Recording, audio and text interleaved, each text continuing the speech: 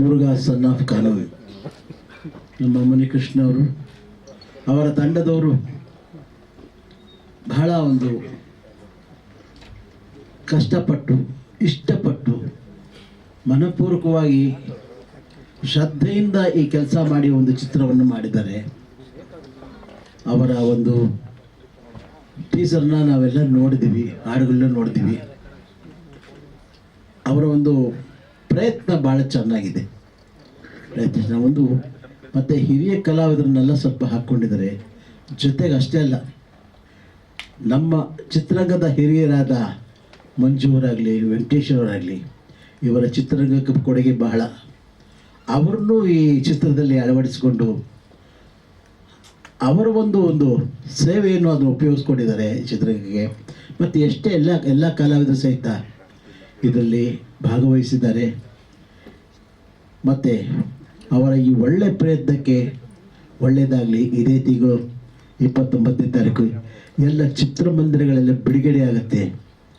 ನಮ್ಮ ಅಭಿಮಾನಿ ಅನ್ನದಾತರು ಈ ಚಿತ್ರವನ್ನು ನೋಡಿ ಆಶೀರ್ವಾದ ಮಾಡಿ ನಮ್ಮ ಮುನಿಕೃಷ್ಣ ಅವರಿಗೆ ಮತ್ತೆ ಒಂದು ಚಿತ್ರ ತೆಗೆಯುವ ಒಂದು ಪ್ರೋತ್ಸಾಹವನ್ನು ಕೊಡಿ, ಆಶೀರ್ವಾದ ಮಾಡಿ.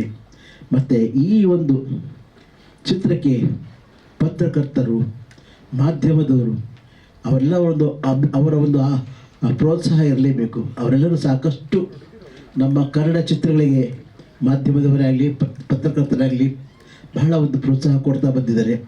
ಅದೇ ರೀತಿ ನಮ್ಮ ಮುನಿಕೃಷ್ಣ ಅವರ ಚಿತ್ರಕ್ಕೂ ಅವರು ಹೆಚ್ಚಿನ ಮಟ್ಟಿಗೆ ಒಂದು ಪ್ರೋತ್ಸಾಹ ಕೊಡ್ತಂತೆ ನಾನು ಕೇಳ್ಕೊಳ್ತೀನಿ.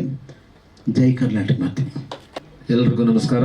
ನನ್ನ ಪ್ರೀತಿಯ ಪತ್ರಕರ್ತ ಮಿತ್ರರಿಗೆ, ಇಲ್ಲಿ ನೆರೆತಿರತಕ್ಕಂಥ ಚಿತ್ರರಂಗದ ಗಣ್ಯರಿಗೆ ಹಾಗೂ ವೇದಿಕೆ ಮೇಲಿರುವಂಥ ಎಲ್ಲ ನನ್ನ ಆತ್ಮೀಯರಿಗೆ ಹೃದಯಪೂರ್ವಕ ನಮಸ್ಕಾರಗಳು.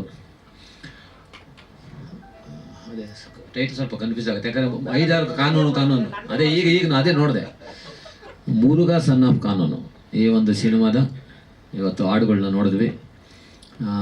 ಚೆನ್ನಾಗಿತ್ತು, 3 ಹಾಡು ಚೆನ್ನಾಗಿತ್ತು. ಟ್ರೈಲರ್ ಕೂಡ ತುಂಬ ಚೆನ್ನಾಗಿತ್ತು. ಅದೇ ಹಾಡುಗಳು ನೋಡ್ತಾ ನನಗೊಂದು ಬೇಜಾರಾಯಿತು. ಅದು ಹೇಳ್ಬಿಡ್ತೀನಿ ವೇದಿಕೆ ಮೇಲೆ, ನನಗೇನು ಪರವಾಗಿಲ್ಲ. ಹಾಡುಗಳಲ್ಲಿ ಇವರು ಮುನಿಕೃಷ್ಣ ಏನು ಜೋಶಲ್ಲಿ ಏನು ಎಗುರ್ಕೊಂಡು ಜಂಪ್ಗಳು ಮಾಡಿಕೊಂಡು ಮಾಡಿದ್ರಲ್ವಾ ಫೈಟಲ್ಲಿ. ಇಲ್ಲಿಂದ ಒಂದಡಿ ಜಂಪ್ ಮಾಡಿದ್ರೆ, ಅಣ್ಣ ಇಲ್ಲಿಂದ ಜಂಪ್ ಮಾಡ್ಬೇಕಣ್ಣ ಅಂತ ನಾನು ಕೇಳಿ ಆ ಜಂಪ್ನೆಲ್ಲ ಅವಾಯ್ಡ್ ಮಾಡ್ಸೋಕೆ ಟ್ರೈ ಮಾಡಿದ್ರು, ಆದರೂ ನಾನು ಬಿಟ್ಟಿಲ್ಲ. ಸೊ ಹಿಂಗೆಲ್ಲ ಮಾಡಿ ಹಾಡಲ್ಲಿ ಮಾತ್ರ ಕೆಮಿಸ್ಟ್ರಿಗಳು ಸಖತ್ತಾಗಿ ವರ್ಕೌಟ್ ಆಗಿದೆ. ಇರಲಿ, ಒಳ್ಳೇದಾಗಲಿ. ಅದ್ರ ಒಂದು ಕಾಮಿಡಿ ಫೈಟಿಗೆ ಇತ್ತು ಸರ್, ಕಾಮಿಡಿ ಫೈಟಿಗೆ ಹೀರೋಯಿನ್ ಇದ್ಲು.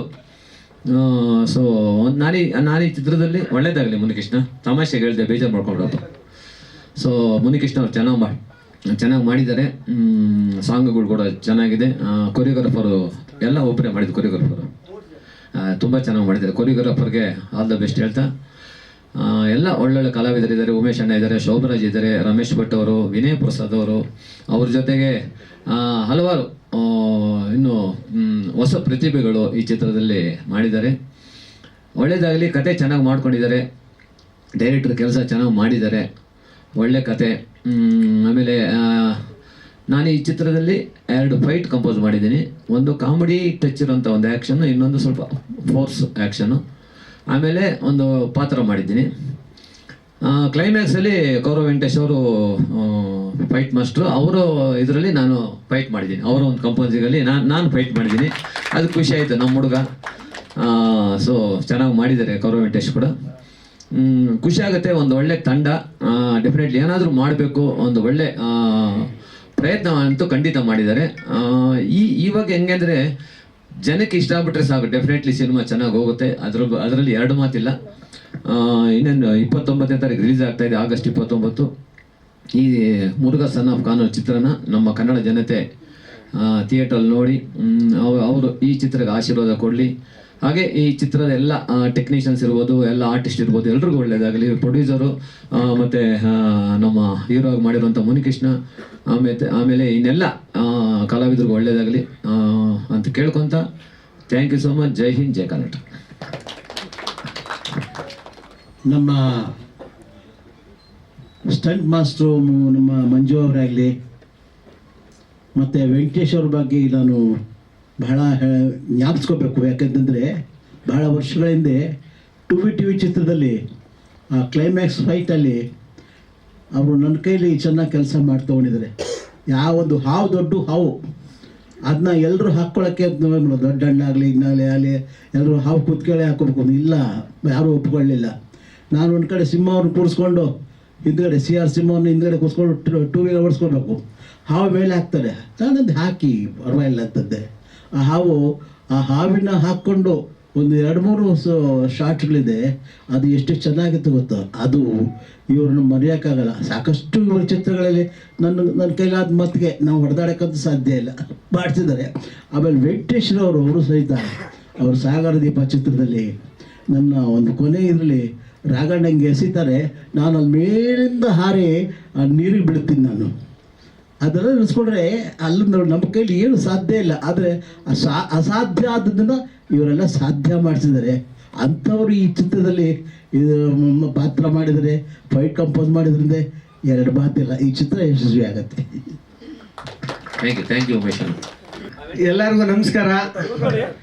ನನ್ನ ಪ್ರೀತಿಯ ಮೀಡಿಯಾ ಮಿತ್ರರಿಗೆ, ಅಣ್ಣ ತಮ್ಮಂದ್ರಿಗೆ, ಆಗತ್ತಂಗೆ ಎಲ್ಲರಿಗೂ ನಮಸ್ತೆ ಹೇಳಕ್ಕೆ ಇಷ್ಟಪಡ್ತೀನಿ. ಯಾಕಂದ್ರೆ ನೀವಿದ್ದರೇ ಮನೆಗೆ ತಲುಪಿಸೋದು ಪದೇ ಹೇಳ್ತಾ ಇರ್ತೀನಿ. ಯಾವ ಮಾಡಿದ್ದೆ ಗುರು, ಹೊರೆದಿ ತೆಗಿತೀಯ. ಹಾಗೂ ನನ್ನ ತೆಲ್ಲರ್ ಮಂಜು ಸಾರು, ನಮ್ಮ ಕೌರಂಕೇಶ್ ಮಾಸ್ಟ್ರು ಭಾಳ 3 ಫೈಟ್ ಮಾಡಿದ್ದಾರೆ. ಅವರು ಒಂದು ಫೈಟ್ ಮಾಡ್ತಿದ್ದಾರೆ, 3 ಫೈಟ್ ಮಾಡಿದ್ದಾರೆ. ಅವ್ರು 3, ಇವ್ರು 3 ಮಾಡಿದ್ದಾರೆ. ಆದರೆ ಮಾಸ್ಟರ್ಗಳು ಫಸ್ಟ್ ಟೈಮು ಫೈಟ್ ಇಟ್ಟಿದ್ದು ನಾನೆಂದು ಹೇಳ್ತಾ ಇದ್ದಾರೆ. ಏನೋ ಸತ್ಯನೋ ನಿಜನೋ ಗೊತ್ತಿಲ್ಲ, ಇವರಿಬ್ಬರಿಗೂ ಫೈಟು. ಹಾಗೂ ನಮ್ಮ ಮಂಜು ಮಾಸ್ಟರ್ಗೆ ಹೇಳ್ಬೇಕಂದ್ರೆ, ಮೈಲಾರಿ ಸಿನಿಮಾದಲ್ಲಿ ಕೋಮಾ ಸ್ಟೇಜ್ಗೆ ಹೋಗ್ಬಿಟ್ಟಿದ್ದೆ. ಅವ್ರಿಗೆ ನೆನಪಿದೆ ಎಲ್ಲೋ ಗೊತ್ತಿಲ್ಲ, ನೆನಪಿದೆ ಅವ್ರಿಗೆ. ನೀವು ಹೇಳೋದು ಬೇರೆ ಅರ್ಥ ಬರುತ್ತೆ. ಕೂತ್ಕೊ ಹಂಗೆ, ನಾನು ಹಂಗೆ ಪಕ್ಕದಲ್ಲಿ ಕೂತ್ಕೊಂಡು ತಿಳ್ಕೊ. ಮೈಲಾರಿ ಅಂತ ಒಂದು ಸಿನಿಮಾ, ಅದು ಎಲ್ಲರಿಗೂ ಗೊತ್ತಿದೆ, ಶಿವಣ್ಣ ಅವ್ರದ್ದು. ಅದರಲ್ಲಿ ಇವರು ಗ್ಯಾಂಗ್ಸ್ಟರ್. ಒಂದು 15-20 ಜನದಲ್ಲಿ ಇವರೊಬ್ಬರು ಆರ್ಟಿಸ್ಟು. ಫೈಟರ್ಸ್ ಜೊತೆ ಒಂದು 10 ಜನ ಫೈಟರ್ಸ್ ಇದ್ರು, ಇವರು ಒಂದು ಆರ್ಟಿಸ್ಟು. ಸೊ ಈ ಇದರಲ್ಲಿ ಅಗ್ರಹಾರದಲ್ಲ, ಪ್ರಸನ್ನ ಥಿಯೇಟರ್ ಅಗ್ರಹಾರ, ಅಲ್ಲಿ ನಮ್ಮ ಅಂಗಡಿ ರೋಡ್, ಅಲ್ಲಿ ಚೇಜಿಂಗಲ್ಲಿ ಆ್ಯಕ್ಷನು. ಒಂದ್ಸರಿ ಹಿಂಗೆ ಕವರ್ ಆಗ್ತಾರೆ. ಕವರ್ ಆದಾಗ ಒಂದು 3-4 ಜನ ಫೈಟರ್ಸ್ ಬರೋದು, ಇವ್ರಿಗೂ ಒಂದು ಪಂಚ್ ಕೊಟ್ಟಿದ್ದೆ. ಹೊಡೆದಾಗ ನಾನೇನು ಹೇಳಿದ್ದೆ, ಸುಮ್ಮನೆ ಹಿಂಗೆ ಟರ್ನ್ ಆಗಿ ಸುಮ್ಮನೆ ಬೆನ್ನು ಕೊಟ್ಟು ಹಂಗೆ ಬೀಳಪ್ಪ, ಶೋಲ್ಡ್ರ್ ಕೊಟ್ಟು. ಅಂದರೆ ಇವರು ಏನು ಶಿವಣ್ಣನ ಮುಂದೆ ಸಖತ ಮಾಡ್ಬೇಕು ಅಂತ ನಾ ಟರ್ನು ಕೂಡ ಆಗಿಲ್ಲ, ಏನಿಲ್ಲ, ಡಿಸ್ಕೆ ಅಂತ ಹೊಡೆದೆ, ಠಮ್ ಅಂತ ಹಿಂದೆ ಎಗ್ರಿ ಒಳ್ಳೆ ಫೈಟ್ ಇದ್ದಾರೆ, ಎಗ್ರಿ ಬಿದ್ದು ಠನ್ ಅಂತ ತಲೆ ಹೊಡ್ಕೊಂಡ್ರು. ಅಲ್ಲಿ ಜ್ಞಾನ ತಪ್ಪಿತು ಅವ್ರಿಗೆ. ಈಗ ನೀನು ಹೇಳಪ್ಪ. ಅದು ಪಂಚ್ ತೊಗೊಂಡು ಬರ್ಬೇಕಾಯ್ತು, ಲೆಗ್ ಹೊಡೆದ್ರು, ಬಿದ್ದೋಗ್ಬಿಟ್ಟು. ಅದು ಇರಲಿ.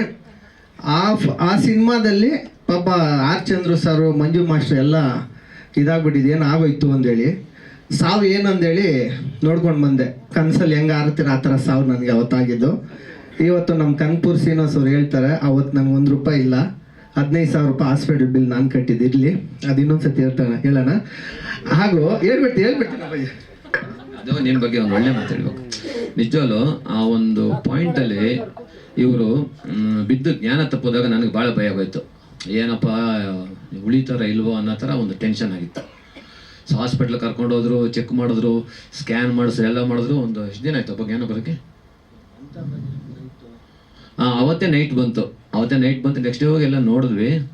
ಸೊ ಆ ರೀತಿ ಸಾವಿನ ಬಾಗಿಲು ತಟ್ಟಿ ವಾಪಸ್ ಬಂದು ಇವತ್ತು ಒಂದು ಈ ಮಟ್ಟಕ್ಕೆ ನಾಯಕ ನಟನಾಗಿ ಬೆಳೆದು ಒಂದು ಸಾಧನೆ ಮಾಡಿ ತೋರಿಸಿದಾರಲ್ಲ, ಅದು ನಿಜವಲ್ಲೂ ಗ್ರೇಟೇ. ಖುಷಿ ಆಗುತ್ತೆ. ನಾನು ಆಮೇಲೆ ಸಾಂಗ್ಸ್ ನೋಡ್ಬೇಕಾದ್ರೆ ಭಾಳ ಖುಷಿ ಆಯ್ತು ನನಗೆ.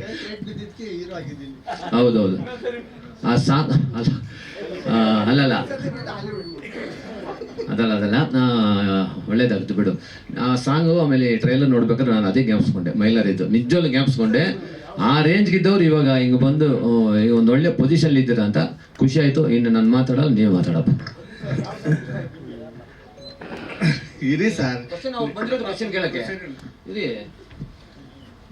ಅಲ್ಲ, ಎಲ್ಲ ಸಾಂಗಲ್ಲಿ ಇವರೇ ಇದ್ದಾರೆ ಸರ್, ಡಾಮಿನೇಷನ್ ಮಾಡ್ಬಿಟ್ಟಾರೆ. ಅಲ್ಲೂ ಒಬ್ರು ಹೀರೋ ಕೂತವ್ರೆ, ಅವ್ರ ಅವರು ವಿಲನ್ ಆಗಿ ಮಾಡಿದ್ದಾರೆ. ಐಟಮ್ ಸಾಂಗ್ ಆದ್ರೂ ವಿಲನ್ ಕೊಡ್ಬೋದಾಗಿತ್ತಲ್ಲ, ಅಲ್ಲೂ ಕೂಡ ಇವರೇ ಇದ್ದಾರೆ. ಸೊ 3 ಸಾಂಗಲ್ಲಿ ಇವರೇ ಡಾಮಿನೇಷನ್ ಮಾಡೋರೆ. ಇರಲಿ, ಒಳ್ಳೇದಾಗುತ್ತೆ. ನನಗೆ ಯಾವ ಸಾಂಗ್ ಇಷ್ಟ ಆಯ್ತು ಅಂದರೆ ಬೀಚ್ ಸಾಂಗ್ ಇಷ್ಟ ಆಯ್ತು. ಅಲ್ಲಲ್ಲ, ವಿಜುವಲ್ ವೈಸ್ ಒಳ್ಳೆ ಫೋಟೋಗ್ರಫಿ, ಆಮೇಲೆ ಒಳ್ಳೆ ಎಕ್ಸ್ಪ್ರೆಷನ್ಸು, ಆಮೇಲೆ ಕೆಮಿಸ್ಟ್ರಿ ಕೂಡ ಚೆನ್ನಾಗಿತ್ತು. ತುಂಬ ಚೆನ್ನಾಗಿ ಇಷ್ಟ ಆಯಿತು ಆ ಬೀಚ್ ಸಾಂಗ್. ಓಕೆನಪ್ಪ, ಇನ್ನೇನಾದ್ರು ಇದೆಯಾ ಸರ್? ನಿಮ್ಗೆ ಇಷ್ಟ ಆಗಲಿ ಅಂತ ಸಾಂಗ್ ಮಾಡಿದ್ದು.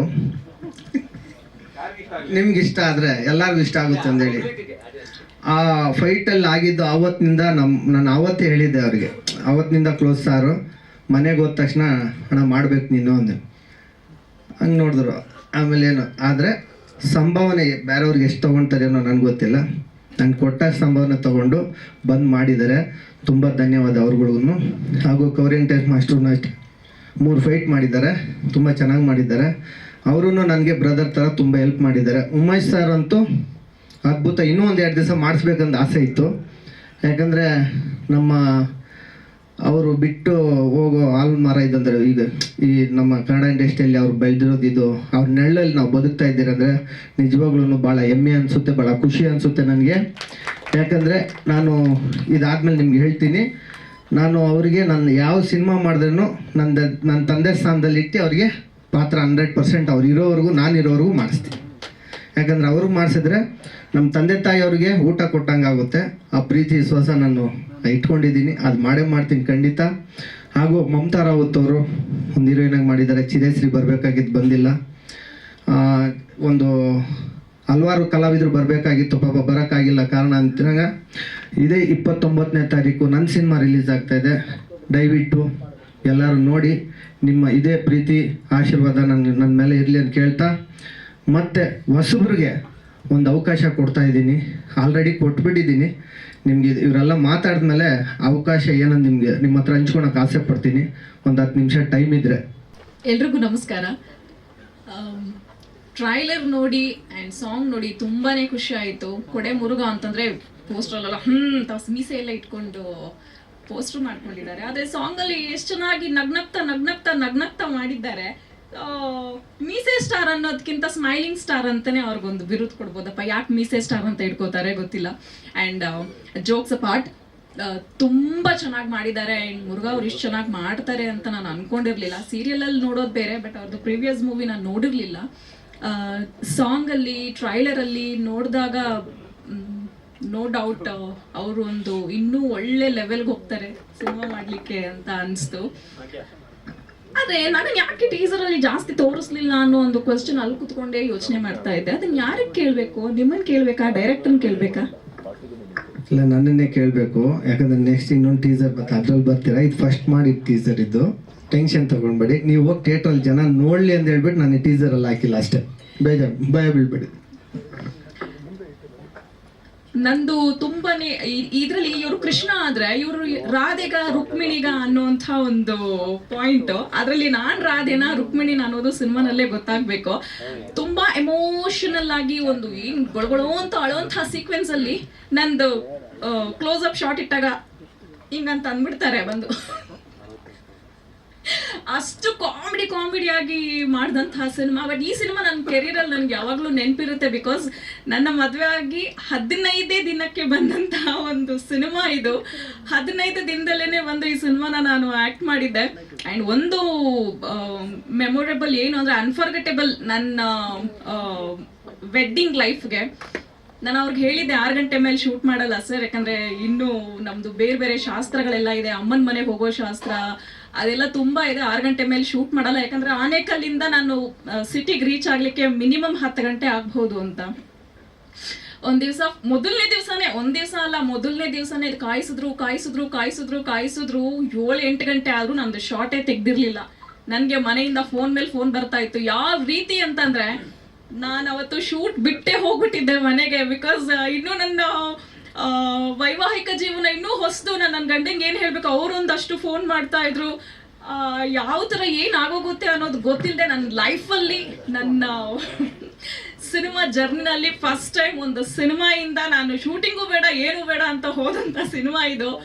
ಅದಕ್ಕೆ ನಾನು ಸಾರಿ ಕೇಳ್ತೀನಿ. ಬಟ್ ಅವತ್ತು ನಾನು ಹೋಗಿರಲಿಲ್ಲ ಅಂದಿದ್ರೆ ಅದು ಕ್ವಶನ್ ಬೇರೆನೇ ಆಗ್ಬಿಡ್ತಿತ್ತು ನನ್ನ ಜೀವನಕ್ಕೆ. ಸೊ ಹಾಗಾಗಿ ಅದಕ್ಕೆ ನಾನು ಸಾರಿ ಕೇಳ್ತೀನಿ. ಆ್ಯಂಡ್ ಇದೇ 29ಕ್ಕೆ ಸಿನಿಮಾ ಹೇಗಿದೆ ನಾನು ನೋಡಬೇಕು ಅಂತ ತುಂಬ ಕಾತರದಿಂದ ಕಾಯ್ತಾ ಇದ್ದೀನಿ. ಅವರ ಒಂದು ಶ್ರಮಕ್ಕೆ ಬಹಳಷ್ಟು ನೋಡಿದ್ದೀನಿ, ಅವ್ರ ಪರಿಶ್ರಮ ಹೇಗಿರುತ್ತೆ. ಬೇಂಗೆ ಪ್ರೊಡ್ಯೂಸರ್ ನಾನು ಈಗ ನನಗೆ ಗೊತ್ತಾಗ್ತಾ ಇದೆ ಅವ್ರ ಕಷ್ಟ ಏನು ಅಂತ. And he is very simple and humble. ನಮ್ಮ ಜೊತೆನೆ ಕೆಳಗಡೆ ನೆಲದ ಮೇಲೆಲ್ಲ ಕುತ್ಕೊಂಡು ನಾವು ಊಟ ಮಾಡಿದಂಥ ಬಹಳಷ್ಟು ಎಕ್ಸ್ಪೀರಿಯನ್ಸ್ ಇದೆ. ಆಸ್ ಅ ಪ್ರೊಡ್ಯೂಸರ್ ಆಗಿ ಅವ್ರಿಗೆ ಒಳ್ಳೇದಾಗಬೇಕು, ಕೋಟಿ ಕೋಟಿ ಕೋಟಿ ದುಡ್ಡು ಬರಬೇಕು ಮುಸ್ಸಂಜೆ ಟೈಮಲ್ಲಿ ಹೇಳ್ತಾ ಇದ್ದೀನಿ. ಆ ಕೋಟಿ ಬಂದಾಗ ನಮ್ಮ ಆರ್ಟಿಸ್ಟ್ಗಳು ಎಲ್ರಿಗೂ ಒಂದೊಂದು ಶೇರ್ ಕೊಟ್ಬಿಡ್ಲಿ ಅಂತ ಕೇಳ್ಕೊಳ್ತೀನಿ. Thank you.